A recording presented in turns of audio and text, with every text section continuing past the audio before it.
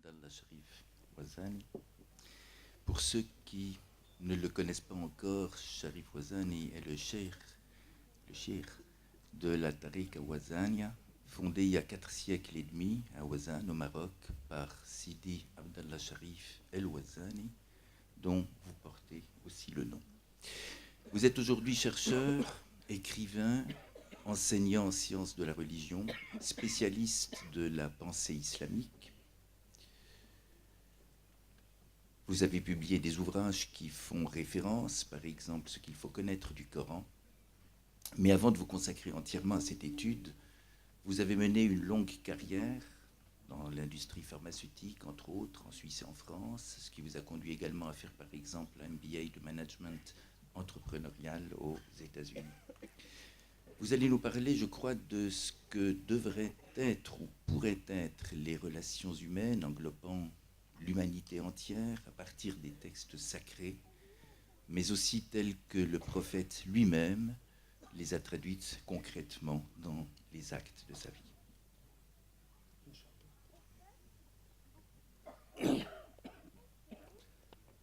Merci, Monsieur le Président. Bismillahirrahmanirrahim. Alhamdulillah. Wassalatu wassalamu ala sayyidina rasulillahi wa alihi wa sahbihi wa man walah.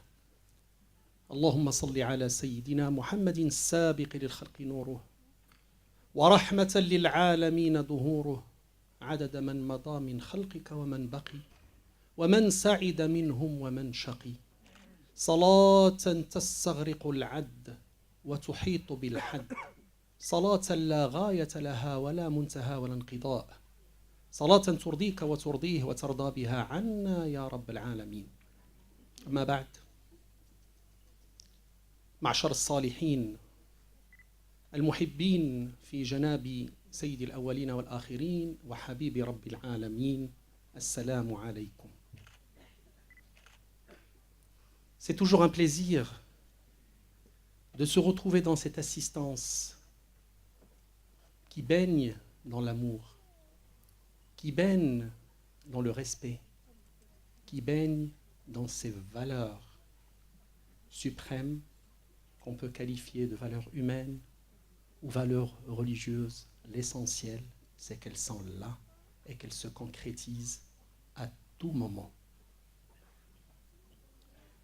Parler du vivre ensemble, c'est parler d'abord d'une réconciliation avec l'autre avant de pouvoir vivre avec lui. Mais avant de se réconcilier avec l'autre, il faut d'abord se réconcilier avec soi-même, se connaître soi-même.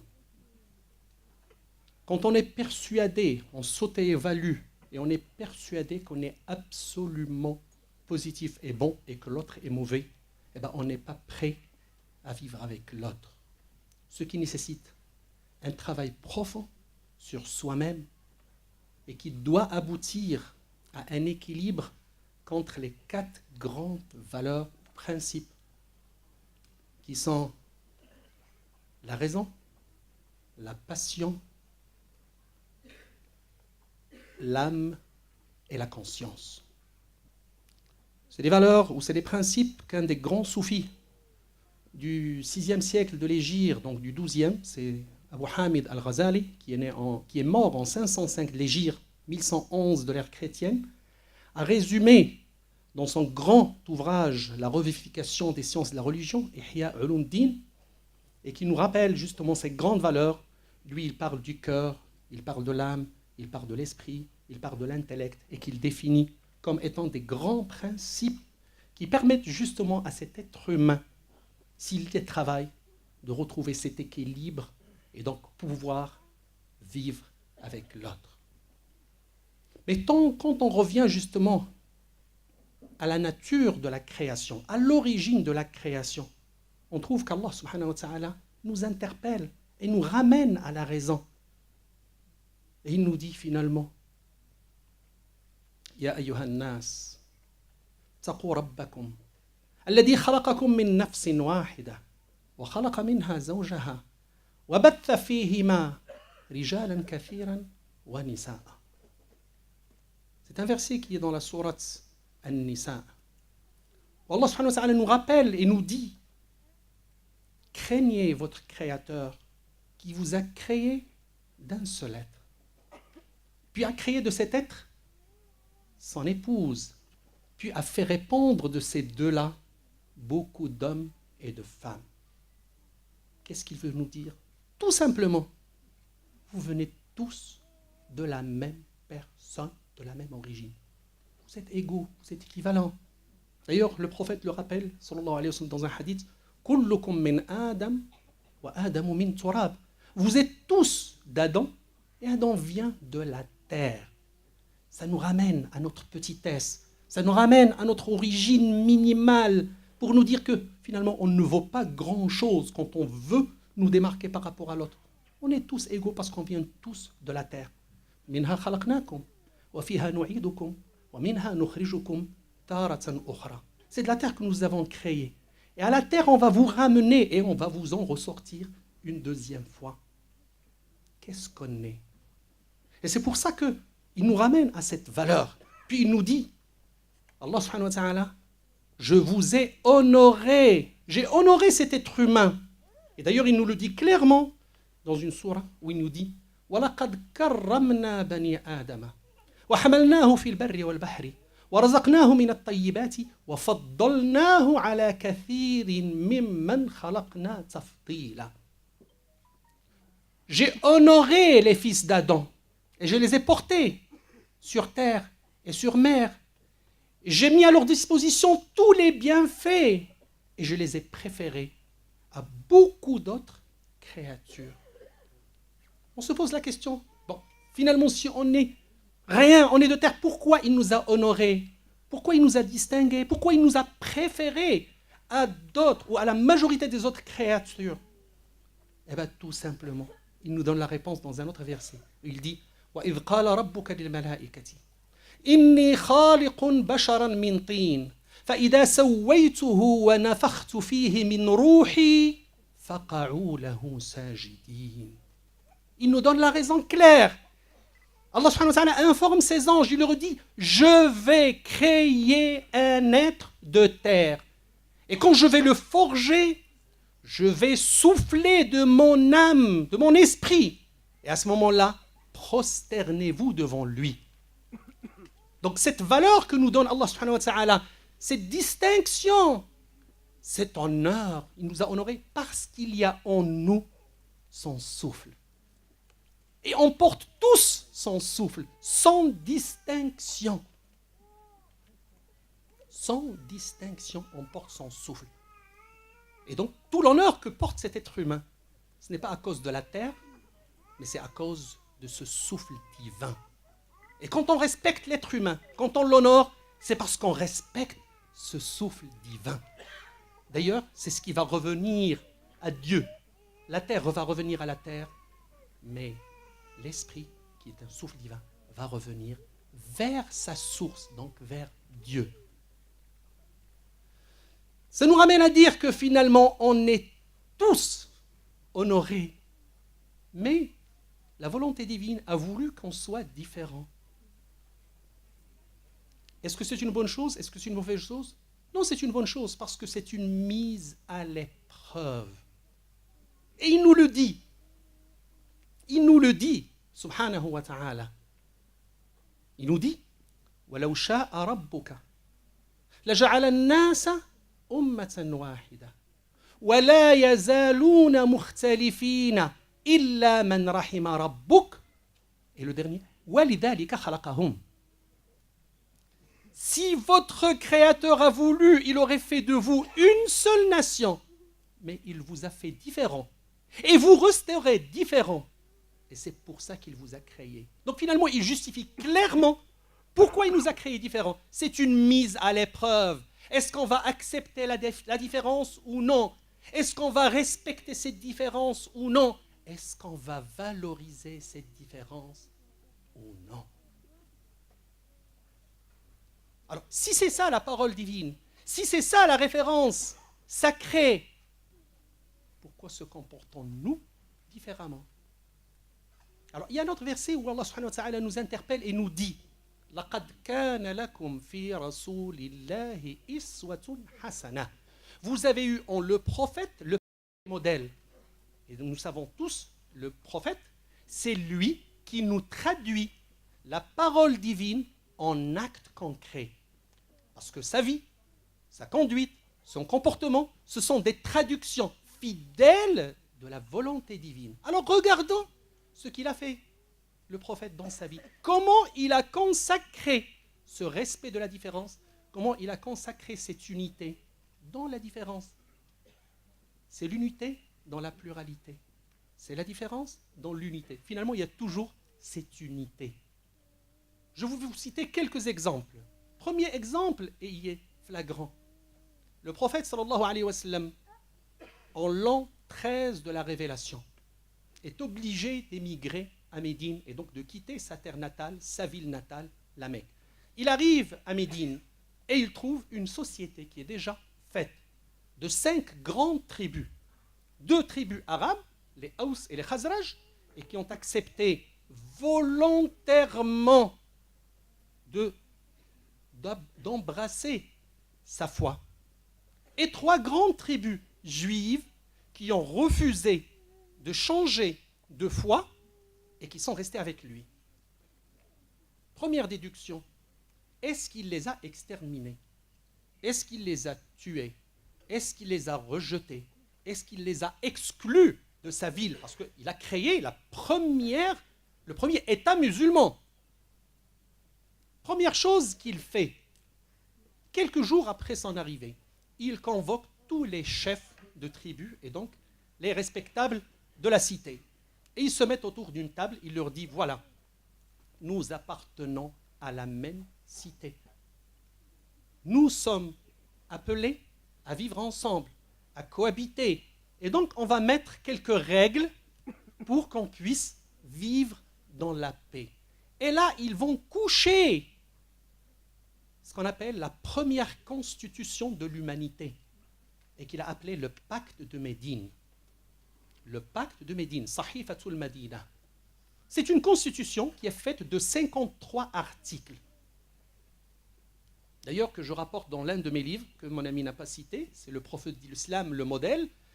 Je rapporte cette constitution, 53 articles. 10 articles sont consacrés exclusivement aux habitants juifs de Médine. Par exemple, un article où il dit « les citoyens », et rappelez-vous de ce mot-là, parce qu'il est le premier qui a consacré la notion de citoyenneté comme socle d'appartenance au pays. Il n'y avait pas la foi. Ce n'était pas la foi qui était le socle d'appartenance, mais c'était la citoyenneté. Un citoyen de Médine a tous les droits et les devoirs du point de vue de son appartenance. Ce n'était pas la foi. Parce qu'il y avait les juifs, il y avait les musulmans, il y avait certains chrétiens qui étaient venus s'installer. D'ailleurs, il y a une histoire très importante d'un grand médecin qui est venu donc, du Cham, donc, de la Syrie, qui était chrétien. Et puis, il y avait les païens, donc, qui ne croyaient en rien, ou ceux des athées. Eh bien, ils avaient justement cette appartenance à la cité, et donc qui était consacrée par la citoyenneté. Qu'est-ce qu'il dit? Les citoyens juifs de Médine ont la totale latitude de pratiquer leur foi sans que personne ne s'y immisce ou nous s'y oppose. Article 2, il dit « Les lieux de culte de la communauté juive, c'est-à-dire les synagogues de Médine, sont sous la protection de tous les citoyens de Médine et que tous ont l'obligation et le devoir de les défendre si jamais il y a une menace. » Et je peux continuer sur les différents articles. 12 articles autres, à part ces 10-là, qui ne parlent que de la cohabitation entre musulmans et juifs, parce qu'ils représentaient la majorité donc, de la population de Médine, comment ils doivent cohabiter, comment ils doivent contribuer ensemble au budget de fonctionnement de la ville. Parce que certains pensent que le jizya, donc que payer les non-musulmans, était quelque chose d'abstrait ou quelque chose d'arbitraire. C'était juste une simple contribution, parce que les musulmans payaient la zakat, et les non-musulmans payaient justement la jizya, et qui était toute versée dans la caisse de l'État pour faire fonctionner justement les différents services de l'État. Et c'est comme ça que la vie a continué. Je vais m'arrêter là et je vais aller directement à un autre exemple, parce que le temps ne le permet pas. Deuxième exemple, c'est du deuxième calife du prophète, Omar ibn al-Khattab radiyallahu anhu, en l'an 15 de l'Hégire, 638 de l'ère chrétienne, c'est une date importante.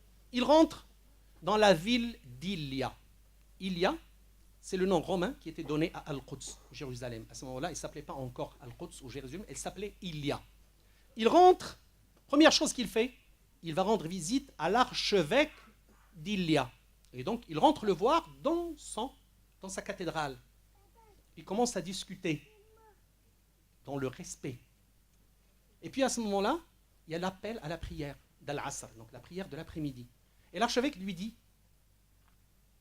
Calife, est-ce que vous voulez accomplir votre prière ici? Il lui dit non.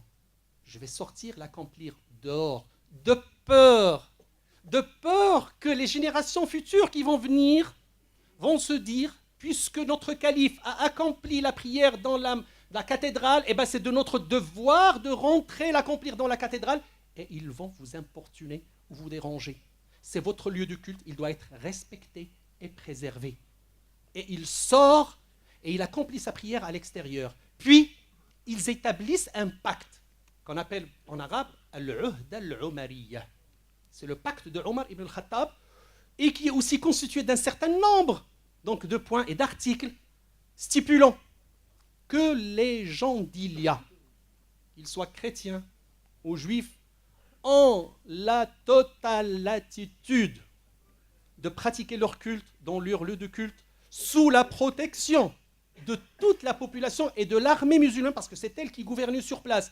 Et il intime dans le pacte un ordre au gouverneur, son gouverneur sur Ilia, il lui dit, vous avez l'intime responsabilité de protéger les citoyens chrétiens et les citoyens juifs d'Ilia, et aussi, parce que la cathédrale elle tombait en ruine, il dit, et je vous donne aussi l'autorisation de prendre de la caisse de l'État pour restaurer la cathédrale, parce que c'est un lieu où on adore Dieu et on adore le même Dieu.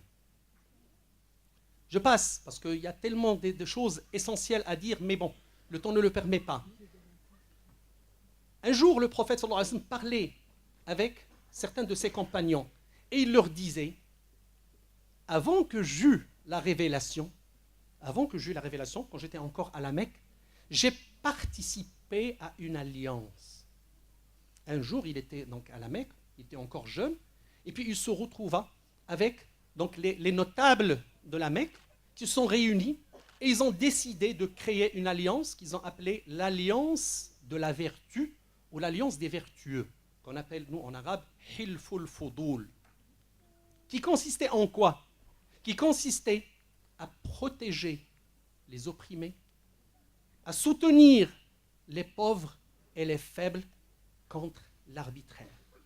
Et il leur dit, le prophète, à ses compagnons, ça je l'ai fait avant la révélation, mais c'est aujourd'hui qu'on a le devoir de le faire et qu'on doit le perpétuer, parce que la religion nous intime le respect de toutes les communautés, nous intime à soutenir le faible et à protéger l'opprimé, et c'est un devoir qu'on doit continuer à exercer et donc à perpétuer.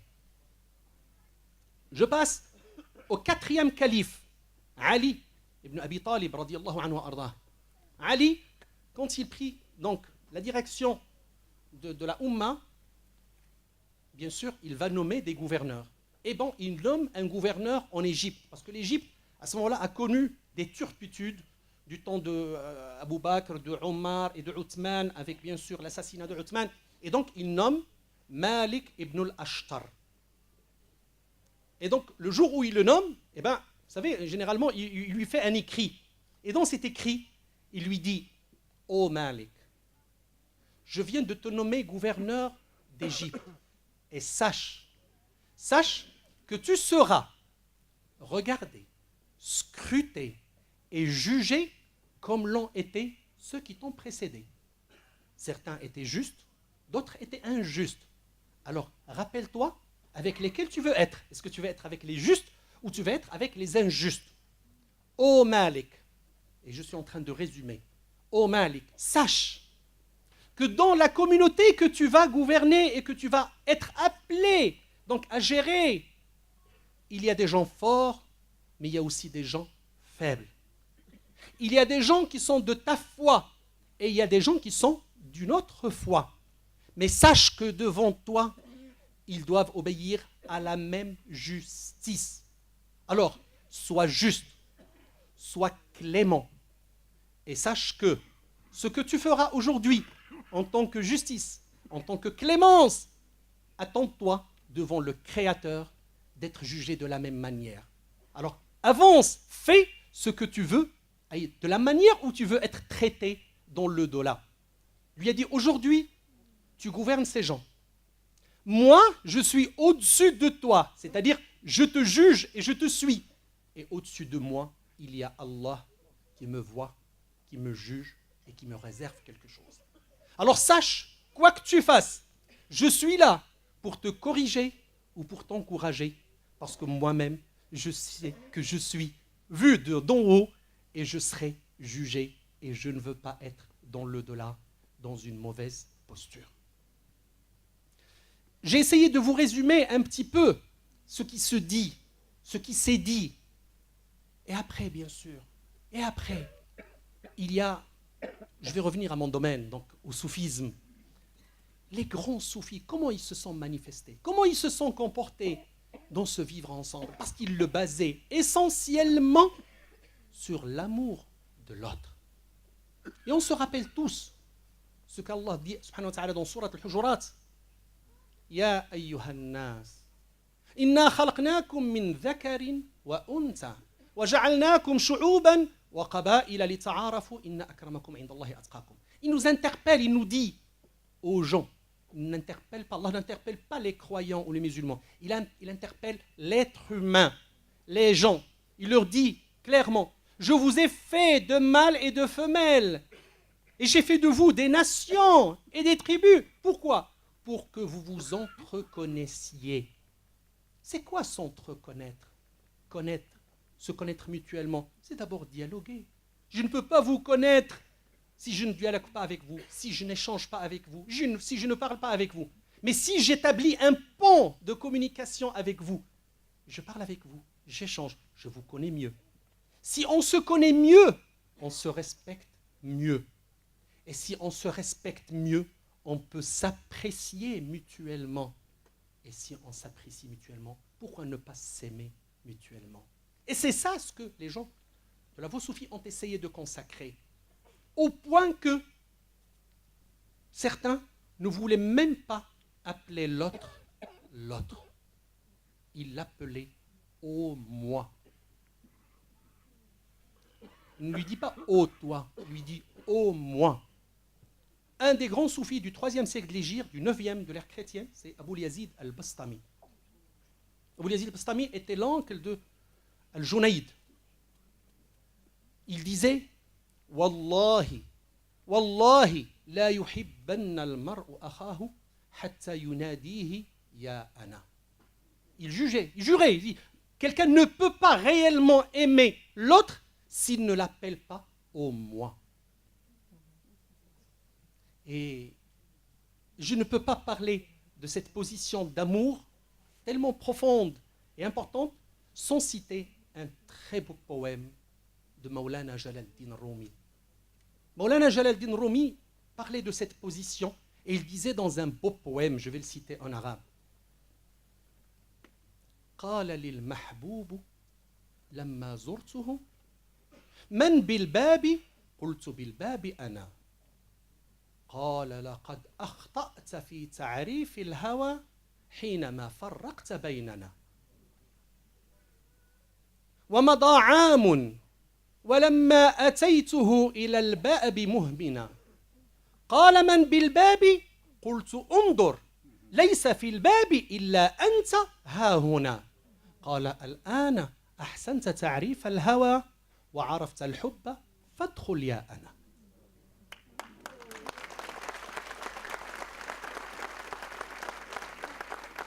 C'est un exercice extrêmement périlleux et difficile de traduire Maulana Jalaluddin Rumi. Mais je vais faire l'effort quand même. Parce qu'il ne faut pas quand même priver les noms arabophones de cette magnificence. Ce qu'il veut dire à travers ce poème où il y a 4 vers, c'est quelqu'un qui arrive chez son bien-aimé. Et donc il dit, je suis venu taper à la porte de mon bien-aimé. Et il dit, qui est devant la porte? Je lui dis, c'est moi devant la porte. Alors il me dit, retourne, parce que tu t'es trompé dans la définition de l'amour. Il dit, 1 an après, je suis revenu le voir, mais beaucoup plus modeste et restreint. Et j'interpelle, je tape à la porte, il me dit, qui est devant la porte? Et je lui dis, regarde, regarde, il n'y a que toi devant la porte. Il lui dit, maintenant, tu as su définir le vrai amour, alors rentre au moi.